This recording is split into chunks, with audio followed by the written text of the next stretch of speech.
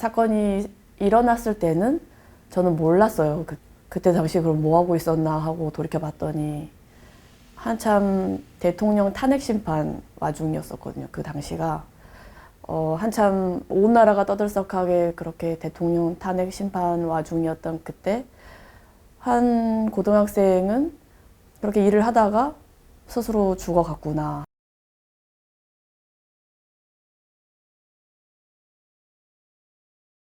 특성화고등학교에 다니는 3학년 소희. 졸업을 앞두고 대기업인 한국통신의 콜센터로 현장 실습을 나가게 된다. 저는 팀장 이준호입니다. 춤을 좋아하는 평범한 고등학생이었던 소희는 현장 실습생이라는 이유만으로 수많은 부당한 대우를 받고 결국 자살을 선택하고 만다. 그리고 이 사건의 의문을 품는 형사 유진. 막을 수 있었는데 왜 보고만 있었을까? 그런 고민 속에서 유진은 소희를 극한으로 내몬 구조에 분노한다. 개개인의 문제를 넘어 사회적 성찰을 유도하는 영화 다음 소희. 칸에 초청된 이 영화는 평단과 관객에게 호평을 받으며 큰 반향을 일으켰다.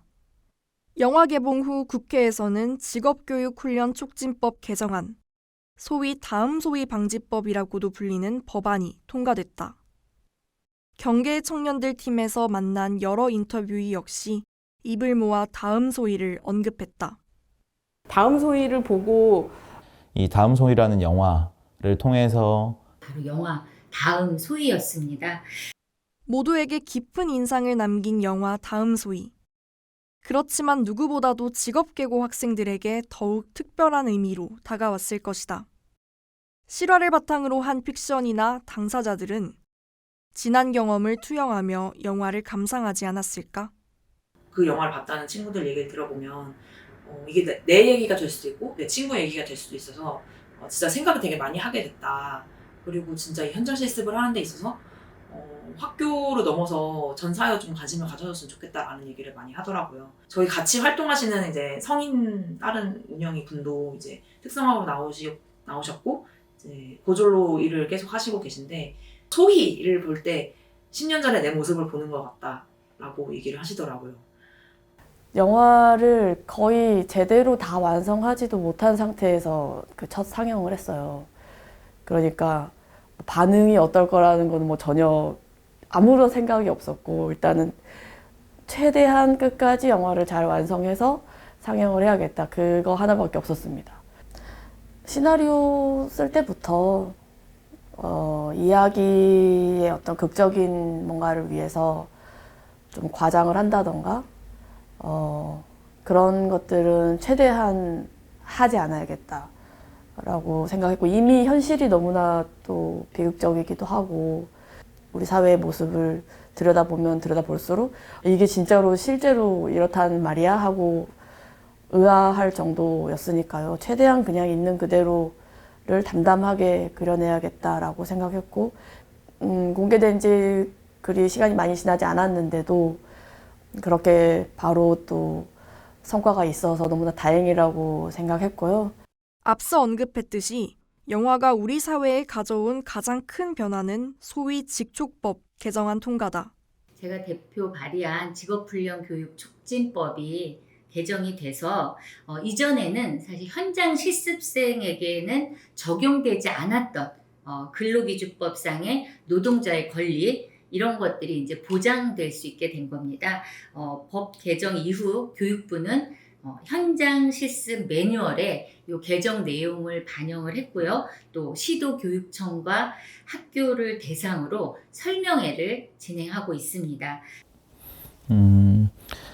다음 소위 방지법은 어느 정도 실효성은 있을 겁니다. 현장 실습생들이 여전히 교육훈련생으로 남아있고 노동자가 아니지만 노동자의 대우를 받게끔 하는 법안이거든요. 그러니까 저희가 많이 바뀔 거라고는 기대를 하지 않아요, 사실은. 굉장히 오랫동안 계류되어 있던 법안이 통과된 것이 의미가 있다고 저희는 봤고 사실은 저희 이 직업훈련 촉진법 개정된 게 현장 실습생들에게 일부 근로기준법을 적용한다라는 내용이잖아요. 저희는 일부가 아니라 전부 다 적용이 돼야 한다고 보거든요. 사람들이 많이 놀래고 분노하고 하는 그 가운데 그 법안이 발의가 되었고, 그런데 얼마 지나지 않아서 또 많이들 금방 또 잊혀지고 하다가 계속 국회에 계류만 하고 있었다고 해요. 근데 이 다음 소위의 개봉에 이제 좀 힘을 받아서 빠르게 이렇게 소위를 통과하고 본회의를 통과하고 해서 됐다고 하더라고요. 그래서 한편으로는 너무나 고맙고 또 영화가 그래도 이렇게 영향력을 미칠 수 있어서 좋구나 하면서도 또 한편으로는 이렇게 오랜 시간 동안에 계류되어 있었다고 하니까 그런 법안이 또 얼마나 많을까. 우리가 미처 몰랐던 좋은 법안들이 있을 텐데 두 감정이 좀 다 같이 들었습니다. 잠깐의 번개와 같은 관심. 현장 실습생 사고에 대한 관심이 지속되기 위해서는 어떤 노력이 필요할까? 만약에 당신은 어떤 노력을 하고 있나요? 라고 물어보시는 거면 일단은 저는 영화를 만들었죠. 이제 이 영화를 만들어야겠다라고 결심하게 된 것도 그런 일들이 그전에도 있었고 그 이후에도 반복이 되는데 그렇게 또 한바탕 난리가 나면 또 어느새 잊혀지고 그러다가 이게 반복이 되는구나. 나는 이제 영화를 만드는 사람이니까 그래도 좀 더 오랫동안 사람들의 마음속에 남을 수 있는 뭔가를 그런 이야기를 할 수 있지 않을까? 그게 이제 제가 할 수 있는 일인 것 같아서 시작한 것도 있어요. 최선을 다해서 영화를 만들면 관객분들 마음속에 소희가 살아갈 수 있지 않을까. 그저 남의 이야기일지라도. 우리는 수많은 인터뷰를 진행하며 작은 관심이 모이면 큰 힘이 된다는 것을 깨달았다. 대학 안에서 기자로 활동하고 있는 우리 역시 우리가 할 수 있는 일을 고민했다. 그 결과 우리와 같은 믿음을 가진 다른 대학 언론인들을 초청해 함께 이야기를 나눠보기로 했다. 네, 안녕하세요. 저는 성대신문 편집장 송선교입니다. 지금 대학생들, 청년들은 앞으로 우리 대한민국 사회를 이끌어갈 주요층이잖아요. 너무 명백한 사실이고, 그리고 그 사회를 이끌어가는데 가장 큰 역할을 하는 게 그 청년들, 미래의 사회에 나가 있을 청년들의 그 노동이란 말이에요. 그런 면에 청년들이 알아야 하는 것들을 전해주는 역할로서 학부사의 위상은 충분히 있다고 생각하고, 한양대학교 학부사인 한대신문에서 현재 대학보도부 차장을 맡고 있는 한양대 이지원이라고 합니다. 반갑습니다. 보시다시피 현장 실습 제도 앞으로 나아갈 길은 이라는 기사를 작성을 했었고요. 그 당시에 현장 실습 제도 저희 학교에 있는 그 제도를 이용하시는 학우분들께서 야근 수당을 이제 못 받거나 아니면은 전공과 그러니까 직무와 관계없는 그 잡무를 배정받거나 그런 사례가 많다고 저희가 취재를 하기 시작했고요. 고대신문 기획 1부에 있는 박지후라고 하고 매일 6명씩 일하다 죽는 나라 1, 2 시리즈로 해가지고 산업재해와 관련해서 노사정 관계자들의 말을 들어본 거였고, 그 노동건강연대 활동가나 그 근로감독관, 직업환경의학 전문의 이런 분들을 만나서 이야기를 들어봤고요. 기획 1부장 맡고 있는 전수현이라고 하고요. 저도 지금 사실 일선에 있는 기자는 아니어서 기사를 작성을 하지는 않는데, 그래도 데스크 입장에서 노동 이슈에 관해서 어떻게 하면 좀 지면에 좀 많이 반영될 수 있는지, 이런 어젠더들이 많이 실릴 수 있는지에 대한 고민은 계속하고 있는 것 같아요. 성신여자대학교 성신학부의 이연솔 편집장입니다. 저는 일단 제가 쓴 편집장 칼럼 효용성, 그거 사람한테 좀 쓰지 맙시다 는 장애인의 노동 실적이 좋지 않다는 이유로 정부가 내년 중증 장애인 취업 지원 예산안 전액을 삭제한 것에 대한 내용을 비판하고 있고요. 이대학부 김아름빛이고요. 저 이화여대 신문사 이대학부에서 지금 1부서 수업팀 취재부장으로 일하고 있고요. 다음 소위 정주리 감독님을 만나서 인터뷰했던 기사를 썼었어요.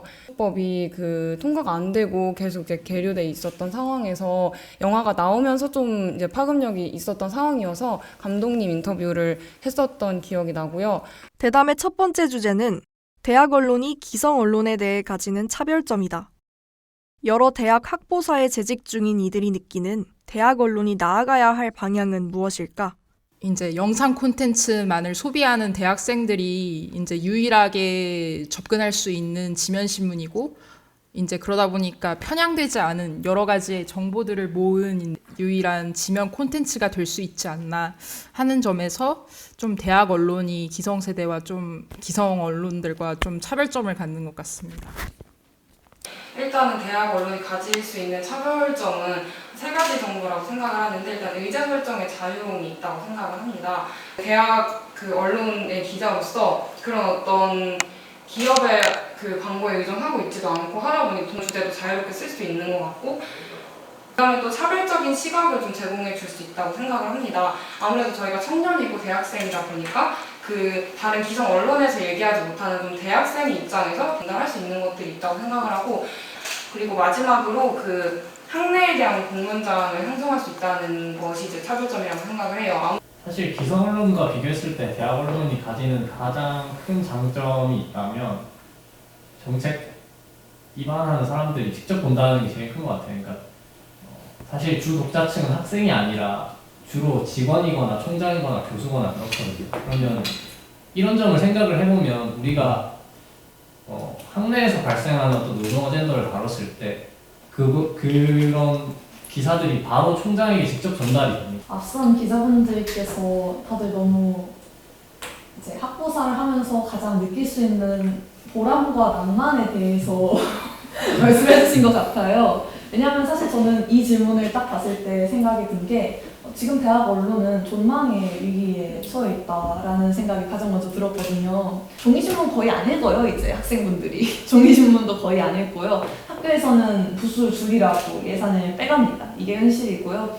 근데 그럼에도 불구하고 기성 언론과 비교했을 때 학보의 장점은 청년들과 사회초년생 당사자들, 그리고 실제로 학교 운영하는 정책 당사자들에게 직접 들어가는 어떻게 보면 신문고 같은 역할을 하는 거기 때문에 그 목소리를 생생하게 들을 수 있다는 점에서 학내 언론이 가지는 차별성이 더욱 극대화된다고 생각을 합니다.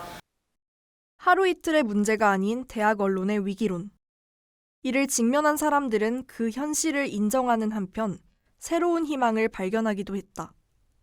두 번째 주제, 대학 언론이 노동에 관해 다뤄야 하는 이유를 논의했다. 대학생 신분인 우리의 삶에 이렇다 할 관련이 없어 보이는 이슈에 대해서도 목소리를 내야 할까? 만약 그래야 한다면 그 이유는 무엇인지 이야기했다. 대부분의 대학생이 미래의 노동자가 되기 때문입니다. 때문에 가판대에서 무심코 집계될 학보와 그리고 의무감에 구독한 방송국 채널에서라도 노동 의제를 다뤄야지 대학생들이 조금이라도 미래에 당할 좀 그런 불특정성의 위험을 줄일 수 있지 않을까 하는 생각이 듭니다. 요즘 청년, 특히 학생들, 대학생들이 노동 의제에 대한 거부감이 너무 심해요. 기성 언론에 의해서 이 노동이라는 것에 좋든 나쁘든 프레임이 더 씌워진 거라고 생각을 해요. 사실 청년들의 노동에 대한 피로감은 이런 곳에서 온다고 생각을 했어요, 저는. 이 기성 언론이 만들어둔 노동이라는, 그러니까 노동자라는 어떤 계급에 대한 일종의 프레이밍에 이제 청년 세대는 많은 염증을 느꼈고, 그 염증을 해소시키기 위한 남은 언론은 학내 언론밖에 없다는 생각을 했습니다. 지금 청년들이 노동의제에 대해서 거부감 있고 노조나 노총이나 이런 거에 대해서 아직 노동자가 안 돼서 그런 거일 수도 있겠지만 안 좋은 인식을 가지고 있는데, 대학생들이 자기랑 관련 없더라도 이런 노동 문제를 다뤄야 되는 게 아닌가. 학생들을 대상으로 이제 노동자에 대한 프레임이 없는 정보를 전해줌으로써 학생들이 사회 구성원이 됐을 때 이제 그런 이제 현재 있는 뭐 과격하거나 그러한 프레임을 좀 없앨 수 있다고 생각을 하거든요. 노동자라는 이 노동이라는 어떤 키워드에 대학생들이 본인을 타자화하지 않고 정말 자신의 미래라고 생각하고 조금 한 번 더 돌아보는 그런 인식을 가지면 좋겠다고 생각했습니다. 그리고 그것을 위해서 저희 학보사가 조금 더 한 발 먼저 움직이는 솔선수범을 보여야겠지요. 네. 어쨌든 학생분들도 나중에 노동자가 될 거고 노동에 대해서 잘 알고 있어야 하는데, 저는 학보사가 기성 언론보다 더 쉽게 학생들에게 전달할 수 있다고 생각하거든요. 그래서 대학 언론이 노동을 다뤄야 한다라고 저는 생각하고 있습니다. 마지막 주제는 앞서 다룬 영화 다음 소이다. 영화가 주는 의미가 무엇인지, 그리고 다음 소이를 만들지 않기 위해 어떤 노력을 할 수 있는지 다양한 의견이 오갔다. 일단은 솔직히 말씀드리면 어떻게 할 수 있을까는 아직 저에게 너무 어려운 주제인 것 같고요. 근데 왜냐하면은 조금 부끄러운 얘기일 수도 있는데 그냥 실업 고등학교가 어떤 고등학교인지도 사실은 잘 몰랐어요. 이 영화가 내가 몰랐던 따지자면 이제 소외된 부분들을 알게 됐다는 것에서 굉장히 좋게 생각을 했고요. 근데 말씀하신 것처럼 저도 콜센터 상담자 분들이 당연히 전화를 많이 받아서 스트레스를 많이 받는다 이런 얘기는 하도 많이 들어서 알고는 있었지만 실제 사업장 안에서 어떤 식으로 이게 운영이 되는지 저도 이 영화를 보고 알았기 때문에 그런 인식을 많이 넓힌 데서 의미가 있다고 생각하고, 이 영화가 보여줬던 비극적인 그런 현상들, 그런 것들을 좀 자세하게 묘사해서 11만 명이 봤듯이 그런 신문도 최대한 많이 읽게 하는 그런 방법에 대해서 우리가 고민을 해야 된다고 생각합니다. 다음 소위가 생기는 이유는 학교 내규의 문제뿐만 아니라 학교 내규의 근본이 되는 현행법이 문제가 되기 때문이라고 생각을 해요. 그래서 때문에 다음 소위를 만들지 않기 위해서는 한국의 법이 바뀌고 시민의 시선이 바뀌어야 합니다. 대학 언론의 언론인인 우리부터 좀 아젠다 세팅에 앞장서야 다음 소위가 단절될 수 있을 거라고 말씀을 드리고 싶고요. 노동의 거부감이 들지 않게라는 말을 가장 중요하게 말씀드리고 싶습니다. 계속해서 법의 테두리가 얼추라도 잡히게 지긋지긋할 때까지 언론이 조망을 해야 된다고 생각을 합니다. 저는 좀 더 이 직조법 관련된 얘기를 하고 싶은데요. 사실 이 영화를 보면서 가장 제가 이제 인상 깊었던 부분은 교육부도 책임지지 않고 또 이제 산업 쪽도 책임지지 않고, 그러니까 어떤 것도 이 홍수연 양을 책임져줄 사람이 없었다는 게 가장 기억에 남았어요. 그래서 제가 찾아본 걸로는 이게 박정희 시대 때부터 이제 이 실습생 제도가 시작이 됐대요. 그러니까 아주 오래된 거예요. 근데 그때부터 계속해서 이 고등학교 실습생 문제가 반복이 되어 왔고, 근데 아직도 해결되지 않고 있고, 근본적으로 이 고등학교 실습생들이 겪는 어려움이 이 법으로 과연 해결이 될까라는 게 이제 저의 아직도 여전히 남아있는 찝찝함이고요. 사실 살면서 뭐 어릴 때부터 독후감도 써봤고 일기도 써봤고 많은 글들을 써봤지만 뭔가 제대로 엄청난 책임감을 갖고 글을 쓴 건 여기 학보사에 와서가 처음이란 말이죠. 그러면서 굉장히 많이 생각했던 게 이 기사 하나하나가 뭔가 영화랑 비슷하다라는 생각을 진짜 많이 했어요. 결국에는 우리도 영화랑 똑같이 노력을 하는 수밖에 없는 것 같아요. 계속 이제 후속 보도 얘기나 뭐 이제 앞으로의 얘기를 많이 하시잖아요. 지금 저희가 여기에 참여한 것도 노력 중 하나라고도 볼 수 있잖아요. 결국 대부분의 대학생은 노동자가 된다. 노동을 이야기해야 하는 이유는 우리가 유달리 정의롭다거나 선해서가 아닌 그저 노인 상황이 조금 다를 뿐 우리 스스로의 이야기이기 때문이다. 2013년 사회적으로 큰 파장을 일으킨 한 대자보, 그 일부를 인용하며 마무리하려 한다. 남의 일이라 외면해도 문제 없으신가? 혹시 정치적 무관심이란 자기 합리화 뒤로 물러나 계신 건 아닌지 여쭐 뿐입니다. 만일 안녕하지 못하다면 소리쳐 외치지 않을 수 없을 겁니다. 그것이 무슨 내용이든지 말입니다. 그래서 마지막으로 묻고 싶습니다. 모두 안녕들 하십니까?